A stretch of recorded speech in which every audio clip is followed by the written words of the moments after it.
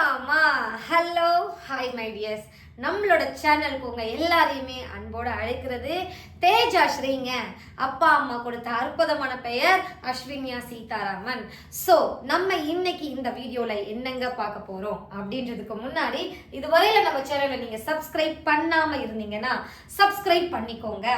என்ன வீடியோல இன்றைய தகவல் அப்படின்னு கேட்டீங்கன்னா, முதல்ல நமக்கு தினம் சரி ஒரு தகவல் கொடுக்கணும்ன்ற ஒரு ஐடியாலஜியே கிடையாதுங்க. நம்மளுடைய அன்பர் தினமும் 11:30 மணி நம்மளோட சேனல்ல லைவ் போயிட்டு இருக்கு. அதுல பர்ஃபார்ம் பண்ணக்கூடிய அன்பர் மனதுக்கு ரொம்ப நெருக்கமான சகோதரர் ஒருத்தர் சொல்லியிருந்தாரு. என்னன்னு கேட்டீங்கன்னா, சிஸ்டர் நீங்க தினம் ஒரு தகவல் அப்படின்ற மாதிரி ஏதாச்சும் கொடுங்க அப்படின்னு சொல்லியிருந்தாரு. அவருடைய வார்த்தைக்கு இணங்கி தினம் ஒரு தகவல் அப்படின்ற மாதிரி என்ன பண்ணலாம் அப்படின்னு யோசிக்கும் போதுதான் தினம் ஒரு தத்துவங்களை சொல்லலாம். அந்த தத்துவங்கள் முன் நாட்கள்ல வாழ்ந்து பெருமிதமா ஒரு வாழ்க்கையை அதிகமா சாதிச்சு அவங்க அனுபவபூர்வமா உணர்ந்த விஷயங்களை தத்துவங்களை ஆல்ரெடி நிறைய பேர் கொடுத்துருக்காங்க.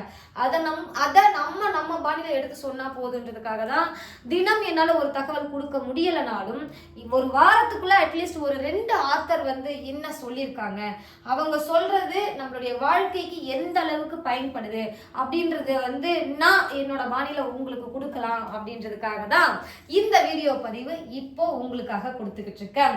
Tactics is the ability to describe others as they see themselves. அப்படின்னா என்ன அப்படின்றது என்ன பண்ணலாம், ஒரு சின்ன ஒரு ஸ்டோரியில சேர்த்து இணைச்சு நான் உங்களுக்காக அழகா எடுத்து சொல்லணும்னு ஆசைப்படுறேன். டாக்ட்னா ஃபர்ஸ்ட் என்னங்க, இது சாதுரியம்னு சொல்லலாம், தந்திரம்னு சொல்லலாம். ரெண்டுமே சில ஒரே கருத்தை தான் வெளிப்படுத்துது.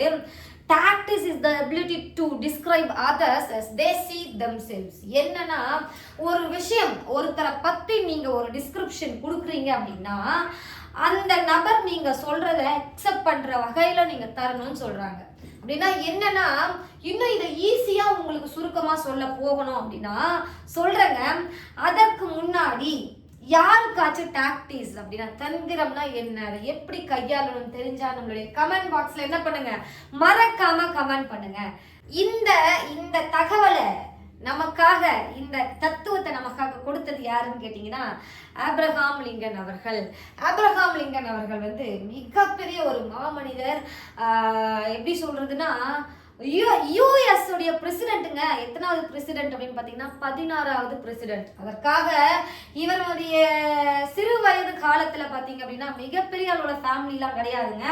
1809ஆம் ஆண்டு பிப்ரவரி மாதம் 12ஆம் தேதி கெண்டக்கியில் பிறந்திருக்கார். இவருடைய பணி என்னவா சொல்லப்படுது அப்படின்னா, விறகு வெட்டி, படகு ஓட்டி, பலசரக்கு ஊழியர் அப்படின்னு பல பணிகளை செஞ்சு பின்வரும் காலத்துல சட்டமும் பயின்று வழக்கறிஞராகவும் ஆகியிருக்காரு. இவர் பாத்தீங்க அப்படின்னா அமெரிக்க நாட்டுடைய குடியரசு கட்சியின் வேட்பாளராக போட்டியிட்டு அமெரிக்க நாட்டின் 16வது குடியரசுத் தலைவராக தேர்ந்தெடுக்கப்பட்டிருக்கார். சோ 16வது பிரசிடென்ட் யாரு, நம்மளுடைய ஆப்ரஹாம் லிங்கன் அவர்கள். இவருடைய அரசியல் வாழ்க்கை, அரசியல்ல இவர் என்ன பண்ணார் அப்படின்னா, அக்காலகட்டங்கள் அமெரிக்கால நிலவிய உள்நாட்டு போரை ஒரு முடிவுக்கு கொண்டு நாட்டையே இணைச்சிருக்காரு. அது மட்டும் இல்ல, அடிமை முறை ஒழிப்பு அப்படின்ற ஒரு விஷயத்தையே இவர் தான் என்ன பண்ணியிருக்காரு, கொண்டு வந்திருக்காரு. சோ இன்றளவும் இவரை பத்தி பேசக்கூடிய பண்புகள், இவருடைய குணநலன்கள் என்ன அப்படின்னு கேட்டீங்கன்னா, தோல்விகளை கண்டு அஞ்சாத குணம், நேர்மை, இது மட்டும் அல்லாமல் பாத்தீங்கன்னா கடினமான உழைப்பாளி அப்படின்றது இவருடைய ஒரு தனிச்சிறப்பாவே இவருடைய குணநலன்கள்ல பண்புகள்ல பேசப்படுது. லிங்கன் அவர்கள் தனது போர்க்கால தலைமைக்காகவும் யூனியனின் பாதுகாப்புக்காகவும் மனித அடக்குமுறை அப்படின்னு இருக்கு இல்லையா, அடிமைத்தனத்தை ஒழிக்கவும் மேற்கொண்ட பல்வேறு முயற்சியினால இன்றளவும் அமெரிக்க வரலாற்றுல எப்படி பேசப்பட்டு வருகிறார்னா, மிகப்பெரிய ஒரு தேசிய வீரராகவும் தியாகியாகவும் பேசப்பட்டு வருகிறார். இவருடைய நிறைவு காலம் பாத்தீங்கன்னா 1865ஆம் ஆண்டு ஏப்ரல் மாதம் 14ஆம் தேதி வாஷிங்டன் டிசியில் உள்ள ஃபோர்ட்ஸ் தியேட்டரில் ஒரு நாடகத்தை பார்த்து கொண்டிருந்த போது ஜான் வில்க்ஸ் பூத் என்பவரால் சுடப்பட்டு 1865 ஏப்ரல் 15ஆம் தேதி நம்மை விட்டு பிரிந்து சென்றிருக்கார். இவர் சொன்ன நம்மளுடைய வாழ்க்கைக்கு பயன்படக்கூடிய இந்த ஒரு தத்துவம் எத்தனை பேருக்கு பயனுள்ளதா இருந்தது இந்த வீடியோ காணல் மூலமா அப்படின்னு சொல்லிட்டு கமெண்ட் பண்ணுங்க. டாக்டிஸ், தந்திரம், இதை எத்தனை பேர் அவங்களுடைய வாழ்க்கையில் அப்ளை பண்ணிச்சிங்க அப்படின்றது தெரியல. ஒரு சின்ன ஸ்டோரி தாங்க. சின்ன வயசுல இருந்தே நம்ம வந்து க்ரூம் ஆன விதம் வந்து நம்ம எப்படி இருக்கும், க்ரோத் நமக்கு வந்து பாட்டப் எல்லாம் எப்படி இருக்கும் அப்படின்னா, எல்லார் வீட்லேயுமே அப்பா அம்மாவோ சகோதரர்களோ இல்லை தாத்தா பாட்டியோ இல்லை ஸ்கூலில் ஆசிரியர்கள் யாரோ ஒருத்தவங்க சொல்லியிருப்பாங்க. ஒரு சின்ன உங்களுக்கு ஒரு கதையோட சொல்கிறேன் பாருங்களேன், ஸ்டோரியோட. ஒரு காக்கா பார்த்தீங்க அப்படின்னா, ஒரு பாட்டி வடை சுடும்போது அந்த வடையை எடுத்துகிட்டு போயிட்டு மரக்கிளையில் உட்காந்துருக்கும். ஸோ அந்த மரக்கிளையில் உட்காந்துருக்கும் போது அந்த வடையை அது சாப்பிடலாம் அப்படின்னு முயற்சி செய்யும் போது நரி அந்த வழியாக பயணம் செய்யுது.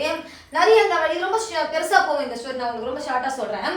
ஸோ அந்த நரி என்ன பண்ணுதுன்னா, இந்த காக்கா கிட்ட இருக்க வடையை, காக்காவே ஆல்ரெடி பாட்டிக்கிட்ட இருந்து தான் வடையை எடுத்துட்டு ஓடி இருக்குது.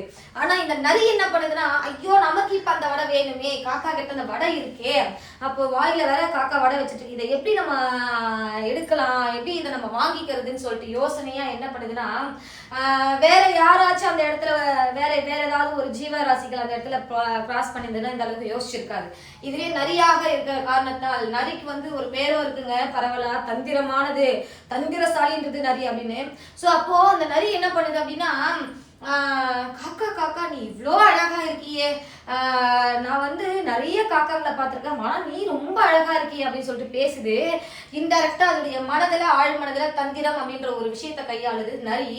காக்கா கூடவே தாங்கலப்பா, ஏய் சூ போ அப்படின்னு மிரட்டுவாங்க. நம்மள எங்க போனாலும் அண்டங்காக்கைன்னு சொல்லுவாங்க.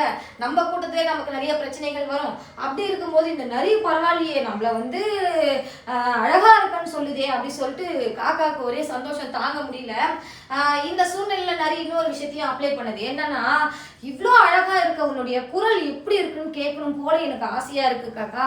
ஸோ உன் குரலால எதனா ஒரு பாட்டு பாடுறியா அப்படி சொல்லிட்டு கேட்குது நிறைய. அதுக்கு அந்த காக்கா என்ன பண்ணுது அப்படின்னா, காக்கான்னு கத்தும்போது வடை கீழே விழுந்துருது, வாயில கவிட்டு இருந்த வடை.